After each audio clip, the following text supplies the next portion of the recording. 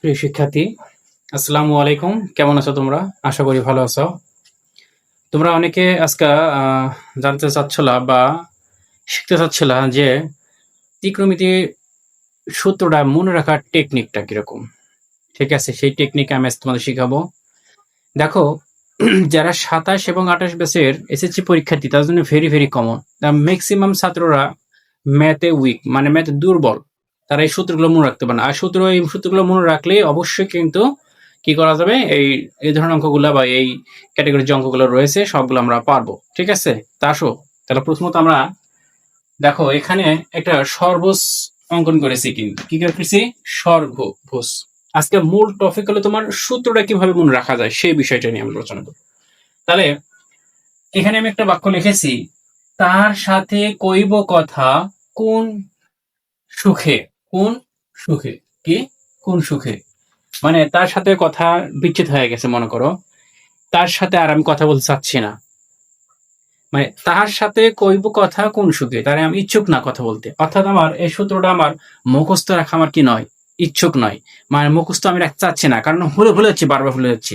ভুলে যাওয়ার কাছে এমন মনে রাখার কারণ কি, সেটা নিয়ে আমরা কিন্তু কথা বলবো। তাহলে দেখো এখানে আমরা সর্বোচ্চ ৮ সেকেন্ড। এখানে দেখো প্রথমে দেখো, তাহার ট্যাং থিতা সাথে সাইন, কইব কস কথা কর, আর কোন কসেক, আর সুখে হলে তোমার সেক থিতা। ঠিক আছে, এই করার টেকনিক যদি একটু মনে রাখো, আমার মনে হয় যে যে কোনো দুর্বল ছাত্র যার বেসিক নাই তো পারবে। দ্যাটস এনাফ, আর লাগবে না। তাহলে এখন দেখো আসো, তাহলে এখানে আমরা প্রথমত কি লিখবো, ট্যাং থিতা। এর তোমার কি বিপরীত হবে, তোমার কি কট থিতা। আচ্ছা ফাইন। এখানে তোমার দেবো কি সাইন থিতা, কি দেবো, সাইন থিতা। তাহলে এখানে যদি সাইন হয়, একটু ভালো দেখো, এখানে যদি আমার সাইন থিতা হয় তাহলে বিপরীত কি হবে বলো তো? দুর্বল স্টুডেন্ট একটু ভালো ফলো করো। তাহলে এখানে তোমার কি হবে, কসেক থিতা। ঠিক আছে, আচ্ছা। তাহলে এখানে যদি কস হয় তাহলে এখানে কি হবে, সেক। তাহলে এখানে যদি আমার কস হয়, কস থিতা, তাহলে এখানে তোমার কি হবে, সরি, এখানে কি হবে তোমার সেক থিতা। আর দেখো এই যে সবটার সাথে সম্পর্কিত তোমার কি ওয়ান, ওয়ান আছে কিন্তু। আমার কথা মনে হয় বোঝো নাই। মানে এই ওয়ানটা মনে করো তোমার একটা ভিলাফ। ঠিক আছে, যে ট্যাঙ্গের সাথে সম্পর্ক আছে, করের সাথে সম্পর্ক আছে, কসেকের সঙ্গে সম্পর্ক আছে, সাইনের সাথে সম্পর্ক আছে, কসের সঙ্গে সম্পর্ক আছে, সেকের সাথেও কি আছে, সম্পর্ক রয়েছে। আমরা একে বলতে পারি কি, এটা একটু কি, এটা আমার একটা কি বিলাফ। তাহলে এখন দেখো একটু খেয়াল করো, তাহলে আমরা আজকে ৮টা সূত্র আমরা জানবো। কয়টা? ৮টা সূত্র জানবো কিন্তু। এখন দেখো প্রথমত দেখো, খেয়াল করো, ট্যাং ট্যাং লেখে সমান লিখবো আমরা ট্যাং থিটা সমান 1/cot। কি লিখবো আমরা, 1/cot থিটা। দেখো ২ নম্বরটা খেয়াল করো, কি আছে তোমার, সাইন। তাহলে এখানে সাইন থিটা সমান 1 বাই কত তোমার, সাইনের বিপরীত কি আছে, কসেক, কসেক থিটা। আচ্ছা ফাইন। এরপর দেখো কস, ভালো খেয়াল করো কিন্তু। তাহলে কস, তাহলে কস থিটার বিপরীত কি বলতো, কসের বিপরীত কি আছে তোমার, সেক আছে, 1 বাই কত তোমার, সেক থিটা। এত ইজি, এর মতো ইজি একটা কোনো কিছু নাই। এটা তুমি মাথায় না রাখতে পারো এই সর্বোচ্চ দ্বারা। এরপর দেখো উল্টা মুখ থেকে এসো, কট,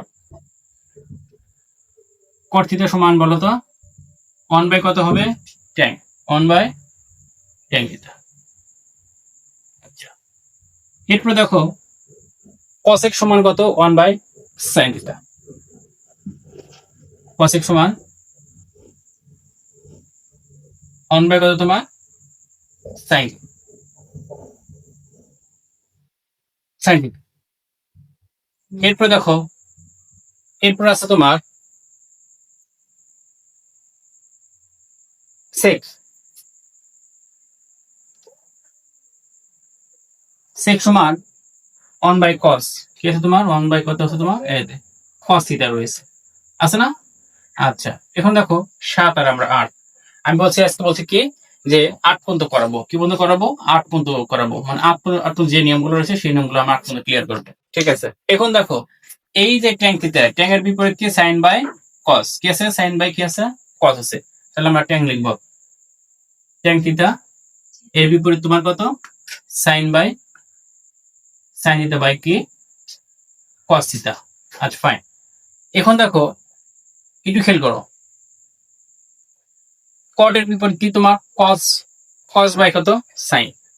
তাহলে কট। কট থিটার বিপরীত তোমার কত? Cos by sine theta. দেখো কত ইজি।